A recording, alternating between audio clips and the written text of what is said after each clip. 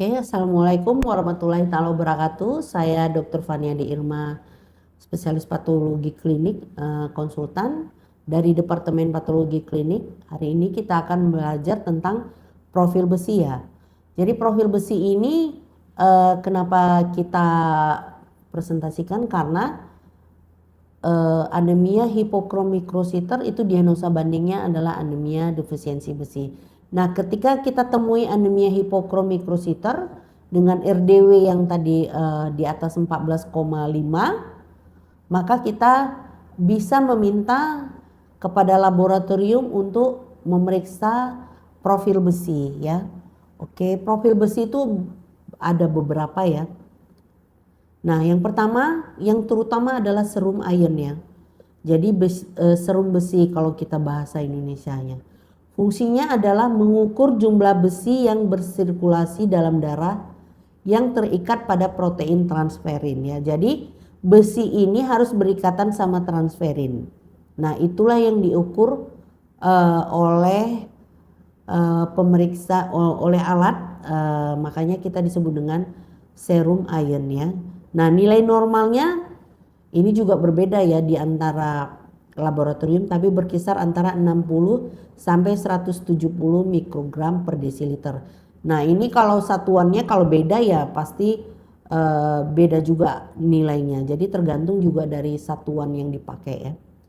Namun nilai ini yang Bu bilang tadi, namun nilai dapat bervariasi tergantung pada laboratorium.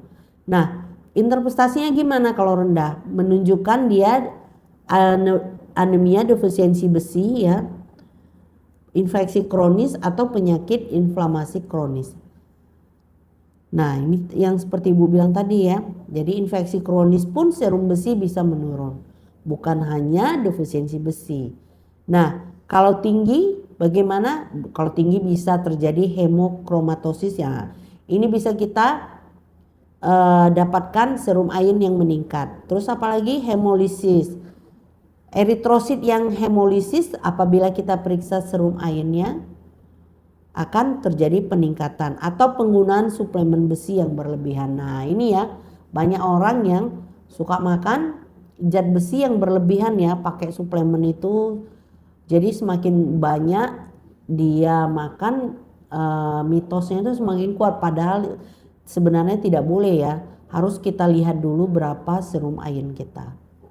Oke, ini ferritin ya. Ferritin itu merupakan protein yang menyimpan besi dalam sel, dan kadar ferritin serum ini mencerminkan jumlah besi yang disimpan dalam tubuh. Nah, ini ibaratnya cadangan ya. Walaupun dia sebenarnya juga protein. Nah, nilai normalnya berbeda ya. Jadi kita bisa lihat laki-laki berbeda dengan perempuan. Lebih tinggi laki-laki ferritinnya. Interpretasinya gimana kalau dia rendah? Biasanya menunjukkan anemia defisiensi besi. Ini merupakan indikator awal dari kekurangan besi sebelum kadar serum ironnya menurun. Jadi kalau serum ironnya kita lihat masih normal tapi ferritinnya sudah mulai kurang, nah ini sudah menunjukkan indikator adanya anemia defisiensi besi. Oke, apalagi yang bisa kita periksa untuk profil besi? TIBC. Nah, TIBC ini penting nggak? Penting, karena ini bisa menentukan dia apakah anemia defisiensi besi atau anemia pada penyakit kronik ya. Jadi TIBC itu apa? Mengukur kemampuan darah untuk mengikat dan mengangkut besi, mencerminkan kadar transferin dalam darah yang tersedia untuk mengikat besi.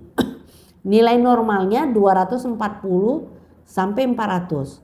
Interpretasinya gimana? Kalau TIBC-nya tinggi itu wajar ya. Pada anemia defisiensi besi TIBC-nya tinggi karena apa? Karena dia akan meningkatkan diri untuk mencari besi-besi supaya bisa diikat oleh transferin ya. Nah, itulah dia. Kalau dia anemia defisiensi besi kita lihat TIBC-nya tinggi, berarti dia anemia defisiensi besi ya. Tapi kalau TIBC-nya rendah, kalau kita lihat dia serum ironnya rendah, TIBC-nya rendah, itu berarti kemungkinan dia terjadi malnutrisi atau penyakit kronik ya. Jadi anemia karena penyakit kronik, makanya TIBC-nya rendah atau hemochromatosis ya. Jadi itu yang bisa kita pakai untuk menentukan serum ironnya ini rendah apakah disebabkan oleh anemia defisiensi besi atau anemia pada inflamasi kronik ya. Jadi kalau pada anemia inflamasi kronik dia akan rendah TIBC ya. Sementara anemia defisiensi besi TIBC-nya akan meningkat. Kemudian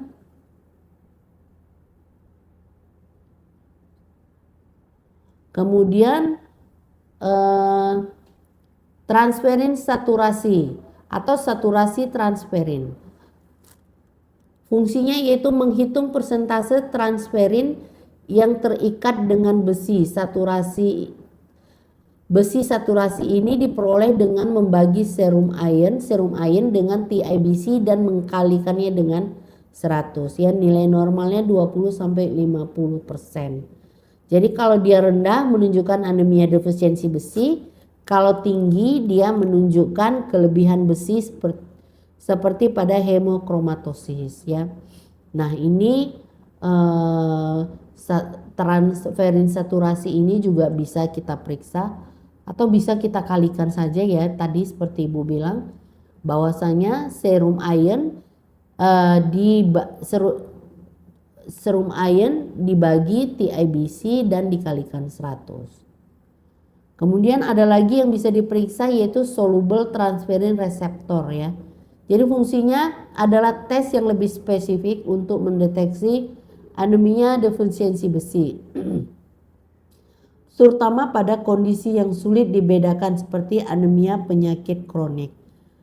Mencerminkan jumlah reseptor. Nah, ini tentang reseptor transferin yang dilepaskan dari sel ketika tubuh mencoba mengambil lebih banyak besi daripada plasma. Nah ini lebih kecil lagi, jadi bukan transferin saja yang diperiksa tapi adalah reseptor yang soluble ya. Nah nilai normalnya tergantung pada metode pengukuran, biasanya sekitar 1,9 sampai dengan 4,4 mg per liter. Kalau rendah bagaimana? Menunjukkan adanya kondisi seperti kelebihan besi atau penyakit kronis. Nah kalau dia rendah berarti dia kelebihan besi atau penyakit kronik yang menghambat penggunaan besi. Jadi bisa ya dilogikakan. Jadi udah banyak besi yang beredar karena misalnya tadi hemochromatosis ya kan. Jadi otomatis si pasien tersebut dalam darahnya tidak ada, reseptornya tidak meningkat, transferinnya juga tidak meningkat untuk mengambil besi ya. Sekarang kita ke hepsidin ya. Jadi merupakan hormon pengatur utama metabolisme besi yang menghambat penyerapan besi dari usus dan pelepasan besi dari makrofag ya. Kadar hepsidin ini meningkat pada kondisi inflamasi dan kelebihan besi. Nah, nilai normalnya bervariasi ya berdasarkan metode dan pabriknya, biasanya di bawah 25 nanogram per mili pada orang sehat. Nah, interpretasinya bagaimana? Kalau hepsidinnya rendah menunjukkan dia anemia defisiensi besi seperti anemia defisiensi besi ya. Kekurangan besi. Kalau hepsidin tinggi itu tadi dapat terjadi pada kondisi kelebihan besi. Contohnya hemochromatosis atau pada penyakit inflamasi kronik. Jadi itulah tadi yang Ibu jabarkan mengenai profil besi pelajaran kita hari ini. Sekian dan terima kasih. Semoga bermanfaat. Assalamualaikum warahmatullahi wabarakatuh.